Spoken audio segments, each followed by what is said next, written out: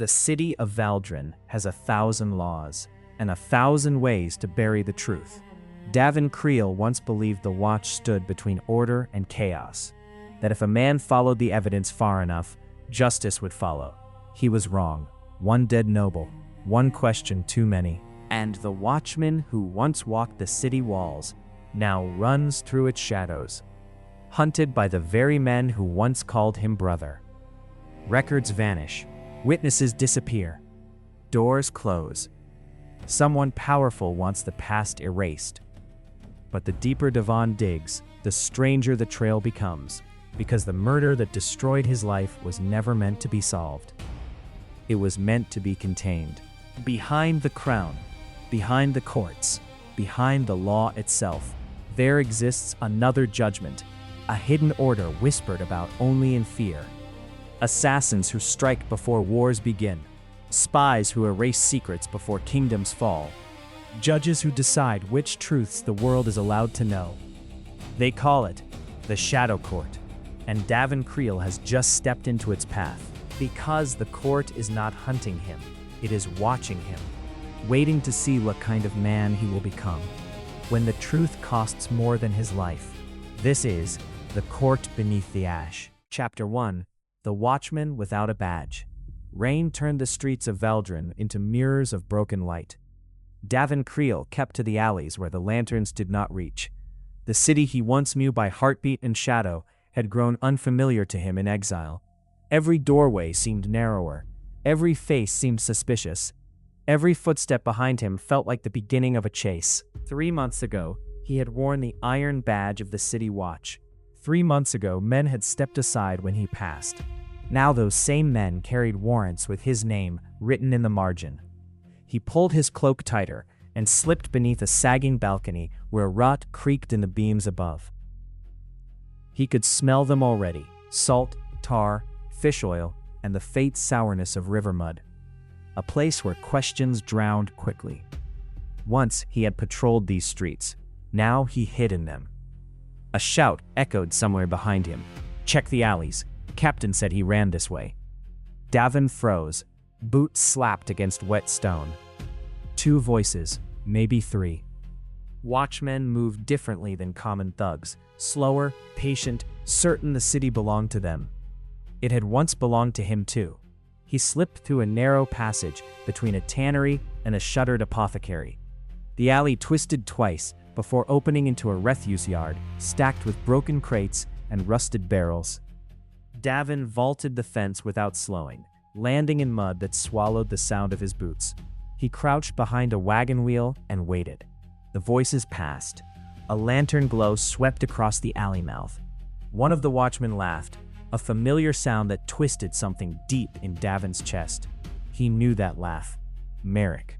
They had shared patrols for 4 years. Now Merrick hunted him like a stray dog. The lantern light faded. The footsteps followed. Only when the night swallowed them again did Davan breathe. He rose slowly, rubbing rainwater from his beard. His hands trembled, not from fear alone, but from exhaustion that had settled into his bones like winter frost. 3 months of running.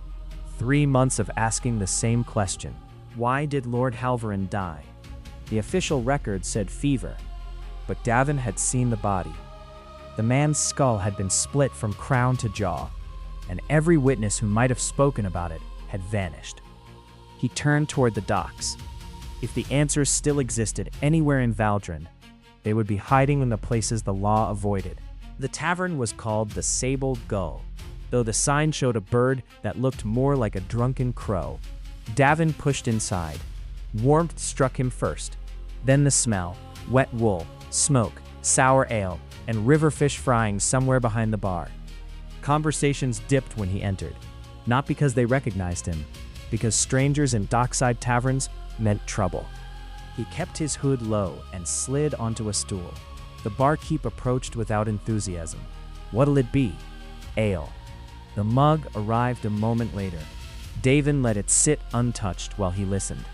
Dock workers argued about wages. Sailors cursed the river currents. 2 smugglers whispered over a map near the hearth. Nothing about Valdren. Nothing about the death that had ruined him. He was about to leave when a voice spoke quietly beside him. "You're asking dangerous questions for a man without a badge." Davan turned. The woman beside him wore traveler's leathers dark as wet stone. Her hood shadowed most of her face, but he could see the edge of a scar crossing her lip. Not a dock worker, not a merchant. Her eyes watched him the way hunters watched wounded animals. Davan said nothing. She leaned closer. "Lord Halvorin," she whispered. The name froze the air between them. Davan's hand slid slowly toward the knife at his belt. "You've been digging into his death," she continued. "Careful," Davan murmured. She smiled faintly. "You're not careful at all, watchman. Former watchman." But she had said it like she knew exactly who he was. Davan studied her more carefully now. The scar, the posture, the stillness of someone who wasted no motion. Assassin, or something close to it. "Who are you?" he asked. "No one you want to meet again." The tavern door slammed open. Cold air rushed in, and with it came 3 men wearing the steel badges of the city watch. Merrick stood at their front. His eyes swept the room, then stopped. The silence inside the tavern thickened. Merrick's voice carried easily across the room. "Davan Creel," he said. A dozen patrons suddenly found their drinks fascinating. Merrick stepped forward. "You should have left the city." Davan rose slowly. "I was thinking the same thing about you." One of the other watchmen chuckled nervously. Merrick did not. Davan's hand tightened around his knife. "Still pretending this is about the law?" It always was. They both knew that was a lie. The room held its breath. Davan calculated the distance to the door. Too far. The windows? Barred. 3 watchmen. 4 if the door guard joined. His odds were terrible. Then the woman beside him spoke softly. "You picked a poor night to collect him." "And you are." The woman sighed. "Someone who already tried." Her hand moved. Steel flashed. The tavern erupted. One watchman dropped before he even understood what had happened. The second barely raised his sword before she disarmed him with a brutal twist of the wrist. Davan moved at the same moment, driving his shoulder into Merrick and sending them both crashing into a table. Ale splashed everywhere. Merrick swung a punch. Davan ducked and slammed his forehead into Merrick's nose. Cartilage cracked. Merrick howled. The tavern patrons scattered. Davan scrambled to his feet just as the woman finished dropping the last guard. She turned toward him, knife still dripping. For a moment they simply stared at one another. "You were supposed to be alone," she muttered. Davan blinked. "Excuse me?" She stepped closer. Her expression shifted. Confusion, then realization. "Oh." Her shoulders relaxed slightly. "Well, that's inconvenient." Davan frowned. "What is?" She studied him carefully now, like someone reassessing a problem. Then she said the words that would follow him long after this night. "You're asking about the wrong murder, watchman." Davan felt the ground tilt beneath his thoughts. "What?" She wiped her blade clean on a fallen cloak. The Shadow Court already judged Lord Halvorin. The name meant nothing to him, but the way she said it made his spine tighten. "Who are they?" Davan asked. She sheathed her knife. "You really don't know?" Davan shook his head slowly.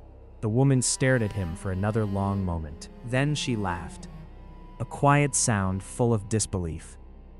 "Gods above," she said. "They sent me to kill a man who doesn't even understand the game he's playing." Davan's blood ran cold. "You were sent to kill me?" "Yes." "And?" She tilted her head. "Now I'm curious." Outside, whistles echoed in the street. More watchmen coming. The woman pulled her hood up. "You should run," she said. "Wait." She paused at the door. Davan stepped forward. "If the court judged Halvorin, then why erase the records?" She opened the door slightly. Rain blew in again. "Because," she said quietly, "the death you're investigating isn't the dangerous one." Then she disappeared into the storm. Davan stood in the wreckage of the tavern. Merrick groaned somewhere on the floor. And for the first time since the night Halvorin died, Davan realized something far worse than corruption might be hiding beneath the city. Chapter 2. The Court That Should Not Exist. The rain did not stop. By morning, the streets of Valdren had turned into rivers of gray water that carried soot and gutter filth toward the docks. Davan Creel moved through it like a ghost, hood low, thoughts louder than the storm. The Shadow Court. The words had followed him all night. He had spent years walking these streets as a watchman, years listening to tavern gossip, thieves' whispers, merchants' complaints. He knew every rumor the city could invent. He had never heard that name. That frightened him more than the assassin's knife, because secrets that large did not stay hidden by accident. The archives of the city watch smelled like dust and cold iron. Davan entered through a broken window he had once reported but never seen repaired. The watch house was quieter before dawn, fewer patrols returning, fewer clerks counting fines. He moved through the familiar corridors with practiced silence. 3 months ago, he had walked these halls openly. Now, he crept through them like a thief. He reached the records room and slipped inside. Tall shelves towered around him, stacked with scrolls and ledgers recording every arrest, every trial, every death inside Valdren's walls. Davan found the Valdren file exactly where he remembered leaving it. But when he opened it, the pages were blank. Not torn, not missing, blank. The ink had been burned away so cleanly, the parchment looked new. Davan felt a cold weight settle behind his ribs. No fire could do that. No ordinary alchemist either. He turned the page, blank. Another, blank. Someone had erased the past itself. Footsteps echoed down the corridor. Davan slipped the ledger shut and ducked behind a shelf. 2 watch clerks entered, speaking in low voices. Captain said destroy the rest tonight. Destroy what? The old investigation reports. Why? Then the other clerk whispered something that made Davan lean closer. Because the court already handled it. The word hit him like a hammer. Court. Which court? The first clerk asked. The one we're not supposed to know about. Silence. Then the second clerk spoke again, voice barely audible. My cousin works palace security, says there are chambers beneath the throne itself. Judges that answer to no king. The first clerk laughed nervously. That's a children's story. Is it? Davan's pulse hammered. Beneath the throne, he waited until the clerks left. Then he moved. The royal palace rose above Valdren like a mountain of white stone and banners. Even in the rain, its towers caught the gray light and reflected it across the city. He knew every entrance, every blind corner, every place a man could disappear. He reached the outer walls by noon. The storm had driven most people inside. Fewer witnesses, better odds. Davan slipped through a drainage tunnel that carried rainwater from the palace gardens into the river. He waded through knee-deep water until the tunnel opened into a stone culvert beneath the palace grounds. From there he climbed. The palace foundations were older than the kingdom itself. Ancient stone blocks worn smooth by centuries of forgotten builders. Davan followed a narrow maintenance passage he remembered from his watch days. Except it did not end where it was supposed to. The wall had been opened. Beyond it stretched a staircase, descending into darkness. Every instinct told him to turn back. But curiosity had already ruined his life. He descended. The air grew colder with every step. Not the cold of stone, the cold of something deeper. The staircase ended in a vast chamber, carved directly into the bedrock beneath the palace. Davan stopped breathing. Rows of stone seats formed a silent circle around a raised platform at the chamber's center. Tall pillars held the ceiling overhead like the bones of some buried giant. Torches burned with steady blue flames. No smoke, no warmth. At the far end of the chamber stood a wall of iron doors, each one marked with a symbol Davan did not recognize. This was no prison. This was something older. Most people don't find this place alive. The voice came from behind him. The assassin from the tavern stepped out of the shadows. She had been waiting. You followed the trail faster than expected, she said. Davan drew his knife. You could have finished the job last night. Yes, why didn't you? She considered that. Professional curiosity. Davan gestured around the chamber. This is the Shadow Court? In part. In part? The court doesn't sit here often. His eyes moved across the stone seats. How many judges? Enough. That's not an answer. It's the only one you get. Davan felt anger rising. You erased the records. Yes. You killed Halvarin. The assassin's expression hardened. No. Then who did? She stepped closer. Lord Halvarin was trying to open something buried beneath this city. Davan frowned. What? She pointed toward the iron doors. Those seals have held for centuries. A faint whisper brushed the edges of Davan's hearing. Soft, almost like wind moving through cracks in stone. He turned slowly. Do you hear that? Yes. Her voice was calm. Too calm. What is it? She met his eyes. The reason the Shadow Court exists. Davan stepped closer to the iron doors despite himself. The whispering grew stronger. Not wind. Voices. Thousands of them, layered together, murmuring, arguing, begging. His head began to ache. What is this? He whispered. Something older than the kingdom, she said. Older than the city. Davan pressed a hand against one of the iron doors. It vibrated faintly beneath his palm. Halvarin was studying this? Yes. And you stopped him? We tried. Davan turned sharply. Tried? Her silence answered him. A terrible thought formed. If you didn't kill him, someone else did. Who? She stepped closer. Her voice lowered.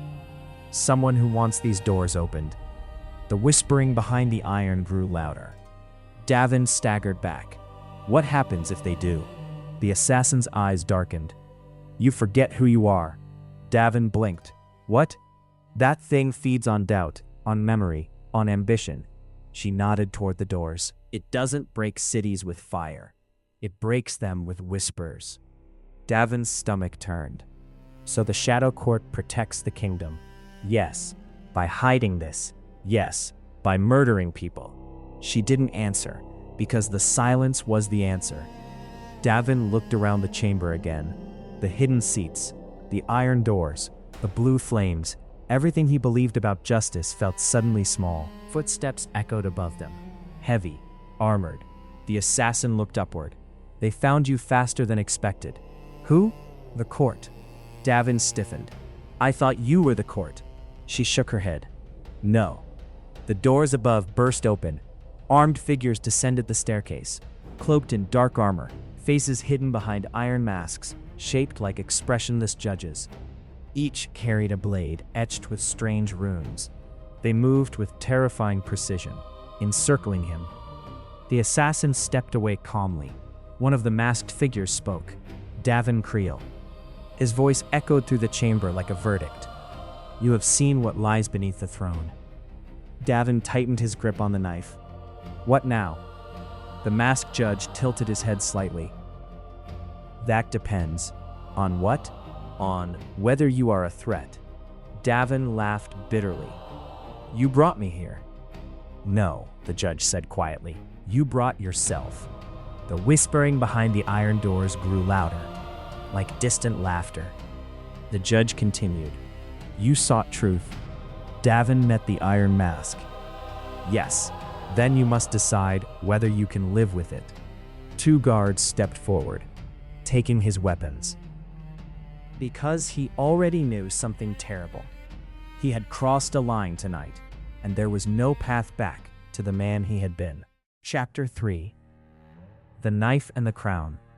They took Davan's knife first, then the smaller blade hidden in his boot, then the thin wire coiled inside his sleeve, a trick he had learned from smugglers long before the watch ever gave him a badge. The masked figures worked with silent efficiency. None of them spoke again until Davan stood disarmed in the center of the chamber. The whispering behind the iron doors continued. It scraped along the edges of his mind like wind through broken glass. Listen. Listen. He clenched his jaw and forced the sound away. One of the masked judges stepped forward. Their iron mask bore no expression, but Davan could feel the weight of their attention. "You have seen the truth beneath Valdren." Davan said nothing. The judge continued, "You understand now why the court exists." "Do I?" Davan replied. "You tell me." Davan gestured toward the iron doors. "You hide monsters beneath the palace. We contain them. You erase people. We erase threats. That sounds the same to the people you kill." The judge tilted their head slightly. Yes, the honesty of the answer struck harder than denial would have. The stone seats, the iron doors, the blue torches burning without heat. "Why me?" he asked. "You asked the right question." "That ruined my life." "Most truths do." Davan laughed quietly. "I was a watchman. My job was to protect the law. And now?" Davan hesitated. "I don't know what the law means anymore." The judge nodded once. "Good." Another figure stepped forward. This one removed their mask. Davan blinked in surprise. "The assassin from the tavern." She folded her arms. "You were not supposed to reach the chamber alive," she said. "Your people didn't seem very determined. They were watching you." "Why?" "To see whether you would run." Davan frowned. "And? You didn't." She glanced toward the judges. "That matters." Davan felt the trap closing. "You're recruiting me." "No," she said calmly. "We're judging you." The lead judge spoke again. "Lord Halvorin was not the first noble to search for what lies behind those doors. And he won't be the last," the assassin added. "Ambition is louder than fear." Davan rubbed his temples. The whispering from the iron doors seemed stronger now, as if the voices inside knew he was listening. "What exactly is behind them?" he asked. "Something that learns from human thought." Davan felt a chill crawl up his spine. "What does that mean?" "It grows stronger when people doubt one another, when kingdoms fracture, when ambition outweighs loyalty." The assassin nodded toward the palace ceiling far above them. "Civil wars feed it like fire feeds on wood." Davan stared at the iron doors. "You're telling me there's a parasite under the city?" "A mind," the judge corrected. "An ancient one." "And Halvorin wanted to release it?" "He believed he could control it." Davan shook his head slowly. "Idiots with power always think that." "Yes," the judge said, "which is why the court exists." Davan looked at the masked figures surrounding him. "And if someone tries again?"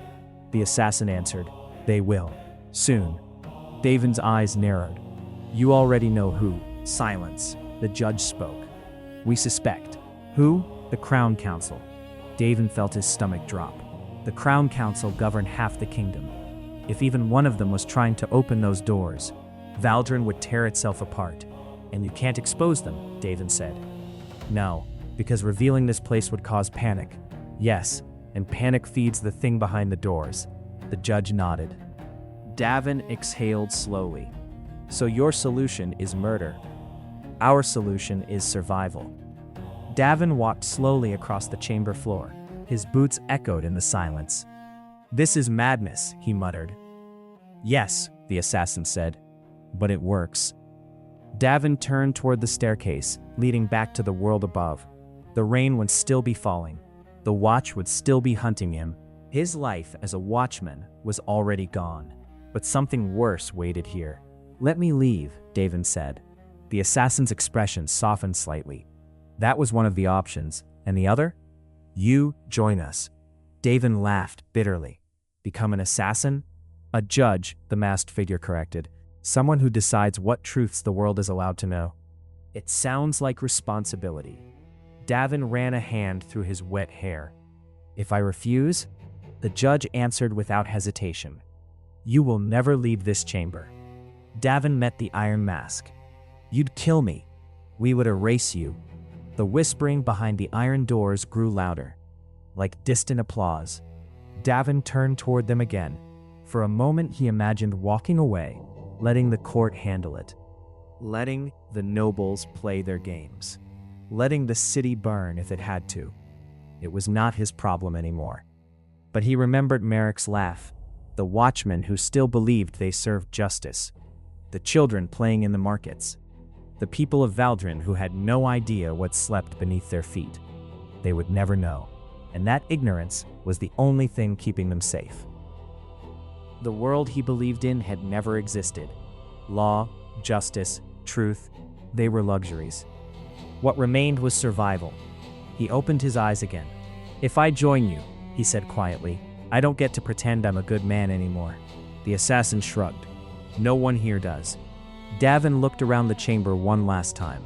The stone seats, the masked judges, the iron doors whispering in the dark. Two paths, both ugly, both permanent. He exhaled slowly.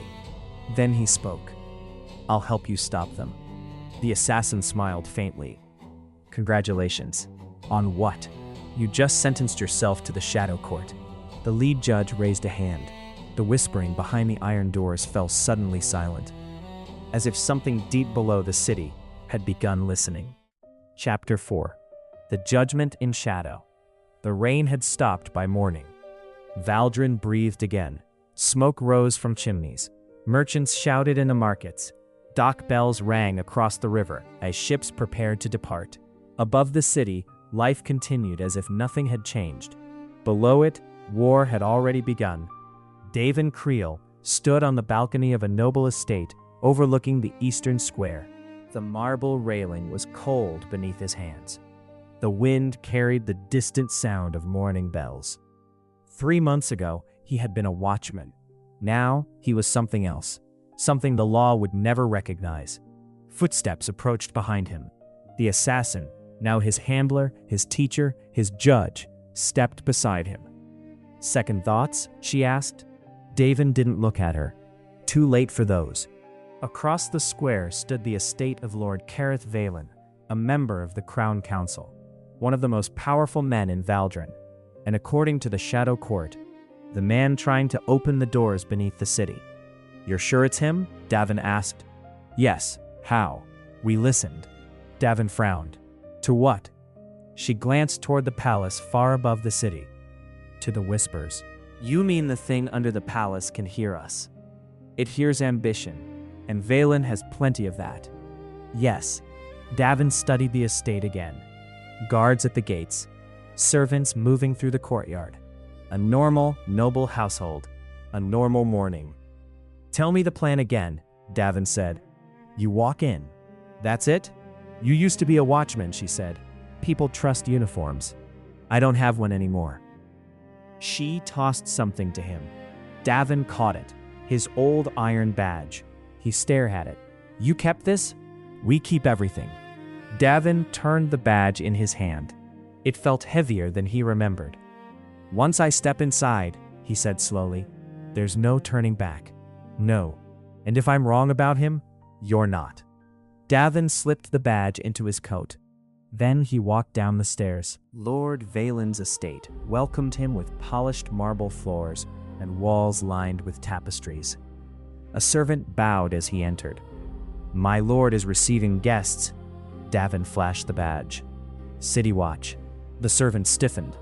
"I see. Urgent matter." Within minutes, Davan stood outside Valen's study. 2 guards flanked the door. They saw the badge. They stepped aside. Davan pushed the door open. Lord Careth Valen sat behind a massive oak desk. He was younger than Davan expected. Sharp eyes, calm smile. A man used to winning arguments before they began. "You must be Davan Creel," Valen said. Davan stopped. "You know me." "Of course." Valen gestured to a chair. "Please." Davan didn't sit. "You were investigating Halvarin," Valen continued. "A tragic misunderstanding. Was it?" Valen smiled. "I imagine the Shadow Court has filled your head with their usual paranoia." Davan's pulse quickened. "You know about them." "Of course." Valen leaned back. "They've hidden beneath this kingdom for centuries, protecting it, restraining it," Valen corrected. Davan's hand drifted toward the knife, hidden beneath his coat. "You're trying to open the seal." Valen's smile widened. "Tell me something, Watchman." He stood slowly. "Did they explain what lies behind those doors?" "Yes." "Did they explain that the thing beneath Valdren once ruled half the world?" Davan frowned. "What?" "It was worshipped as a god," Valen continued. A mind vast enough to unite kingdoms without war. Davan shook his head. It devours minds. It reshapes them. Not if the result is peace. Davan felt sick. You're insane. No, Valen said quietly. I'm practical. He stepped closer. The Shadow Court believes fear is the only way to hold the world together. And you? I believe control is. Davan realized something terrible. You've already started the ritual. Valen's eyes gleamed. Yes, the floor trembled. Far beneath the city, something moved. The whispering returned, louder, hungry. Davan drew his knife. You're killing the city. I'm saving it. Valen reached for a lever hidden beside the desk. Davan moved first. The knife flashed. The blade struck Valen beneath the ribs. The noble gasped. Shock crossed his face. You would murder a council lord. Davan held him upright. No, Davan said quietly. I'm stopping a door from opening. Valen collapsed. The whispering faded slowly, like a storm losing strength. Davan stood over the body. His hands trembled, because the law would call this murder, but the world above would never know why it had been necessary. The study door opened behind him. The assassin stepped inside. She looked at the body, then at Davan. Well, it's done. She nodded once. Outside, the bells of Valdren rang again. Life continued. Merchants argued. Children laughed. The city remained blissfully unaware of how close it had come to tearing itself apart. Davan wiped the blade clean. History will never know this happened, he said. No, she agreed. Does that bother you? Davan looked out the window toward the distant palace, toward the iron doors buried beneath it, toward the whispering darkness still waiting below. Yes, he said quietly. But I understand now. She studied him carefully. Understand what? Davan slipped the knife back into its sheath. That the world doesn't survive because of heroes. He turned toward the door. It survives because someone is willing to do what heroes refuse. The assassin smiled faintly. Welcome to the court, Davan Creel. And somewhere deep beneath Valdren, something ancient listened. The end. Thank you for listening. If the court beneath the ash pulled you in, there are more worlds waiting for you. More stories that refuse to stay buried. Until next time, my friend.